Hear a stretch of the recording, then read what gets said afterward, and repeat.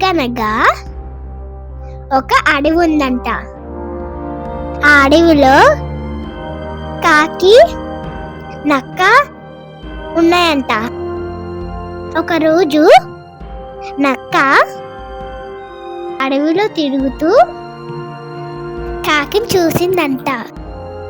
కాకి ఎక్కడి నుంచో ఒక రొట్టె ముక్క పట్టుకుని తింటుందంట.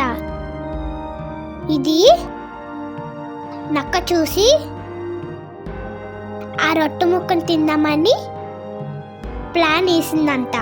ప్లాన్ లో భాగంగా నక్క కాకిని, కాకి కాకి నువ్వు పాటలు బాగా పాడుతావు అంట కదా, ఒక పాట పాడవా అని అంది. కాకి తెలియక పాట పాడింది. కాకి నోట్లో ఉన్న బ్రెడ్ ముక్క కింద పడింది. అది పట్టుకున్నాక పరిగెట్టుకుంటూ వెళ్ళిపోయిందంట. కాకి ఎంతో బాధపడిందంట. ఇదేనండి కాకి నక్క కథ. ఈ కథ నచ్చితే లైక్ చేయండి, షేర్ చేయండి, సబ్స్క్రైబ్ చేయండి. మళ్ళీ ఒక మంచి కథతో మీ ముందుకు వస్తాను. అంతవరకు సెలవు. బాయ్ పిల్లలు.